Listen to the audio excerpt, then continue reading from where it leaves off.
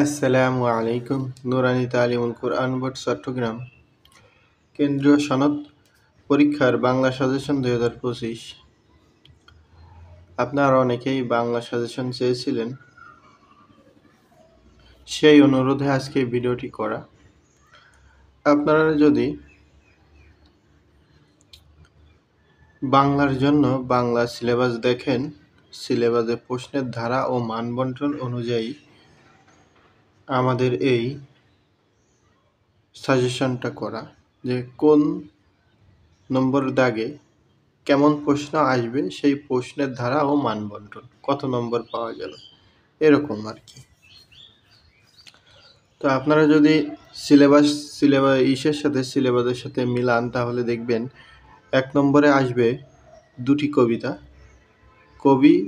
ও কবির নাম সহ 2টি কবিতা আসবে। আমি এখানে মদিনায় নূর নবী অথবা প্রার্থনা এভাবে লিখেছি।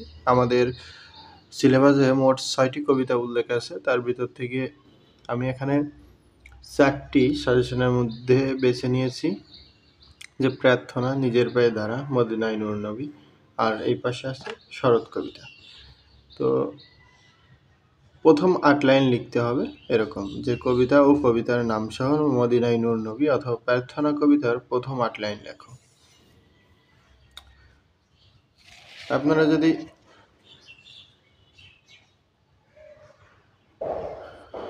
দুই নম্বর দাগ দেখেন, তাহলে আসবে শব্দার্থ। এখানে 10টা লিখতে হবে, 10টা লিখলে 10 নম্বর। শব্দার্থ আসবে 13টা, তার ভিতর দিয়ে যে কোনো 10টি লিখতে হবে। তো এইগুলো আমাদের মোট শব্দার্থ।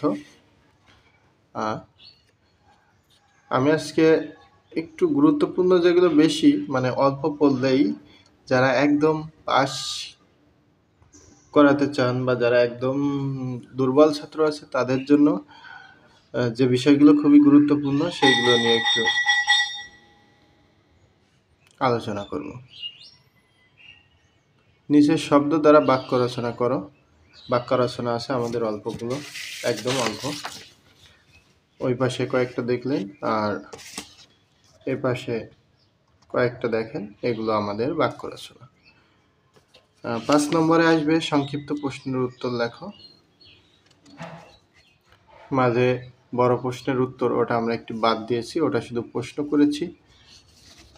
এইগুলো আপনার 5 দাগ পর্যন্ত। আপনি যদি 6 দাগে দেখেন, আসবে শূন্য স্থান, 5টি শূন্য স্থান আসবে, 5টি শূন্য স্থান পূরণ করতে হবে। এটা হলো আমাদের শূন্য স্থান।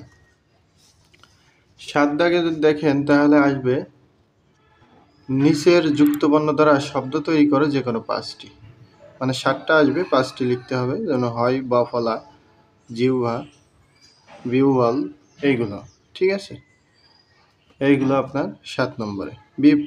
8 নম্বরে আসবে বিপরীত শব্দ, 7টি আসবে, 5টি লিখতে হবে। তো আপনি যদি বইতে খেয়াল করেন, তাহলে দেখবেন মাত্র এই কয়টাই আপনার যুক্তবর্ণ এবং বিপরীত শব্দ রয়েছে। 9 নম্বরে যদি খেয়াল করেন, তাহলে দেখবেন আসেন সংক্ষেপে অনুচ্ছেদ লেখো, যে কোনো একটি। আমরা আমাদের সিলেবাসে মোট 4টি অনুচ্ছেদ আছে, তার ভিতর 3টি বেছে নিয়েছি। বর্ষাকাল, আমাদের মাদ্রাসা, পিতামাতার কর্তব্য।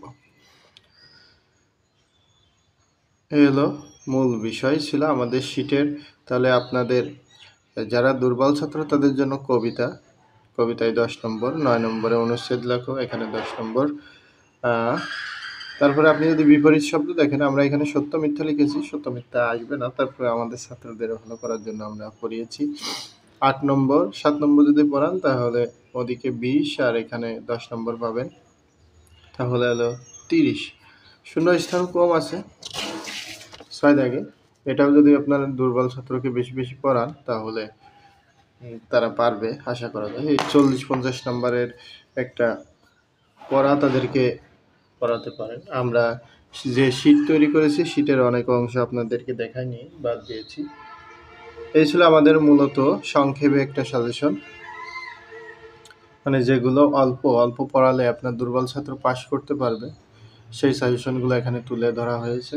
সেই প্রশ্নগুলো এখানে তুলে ধরেছি আমি। তো ভিডিওটি কেমন লাগলো কমেন্টে জানাবেন। যদি আরও কোনো সাজেশন প্রয়োজন হয় আমাকে কমেন্ট করে জানাবেন। আর ভিডিওটি ভালো লাগলে বন্ধুদের মাঝে শেয়ার করে দিন। অবশ্যই নুরানি ছাত্রদের জন্য ভিডিওটি খুবই গুরুত্বপূর্ণ। আর আমার চ্যানেলে যারা এখনও নতুন, আমার চ্যানেলটি সাবস্ক্রাইব করেননি, সাবস্ক্রাইব করে রাখুন। যে কোনো নুরানি বিষয়ে যে কোনো সাজেশন পেতে। আচ্ছা, আমি আরেকটা প্রশ্নের দেখাই, সেখানে 4 নম্বরে কি আছে আমাদের? 4 নম্বরে 25 নম্বর উত্তর দিতে হয়। নিচের যে কোনো 5টি প্রশ্নের উত্তর লেখা, এটা হলো রচনামূলক প্রশ্ন। এখানে আমি মোট এতগুলো প্রশ্ন বেছে নিয়েছি। আপনারা এগুলো একটু ফলো করলে হয়তো কিছু পেতে পারেন। ধন্যবাদ সবাইকে।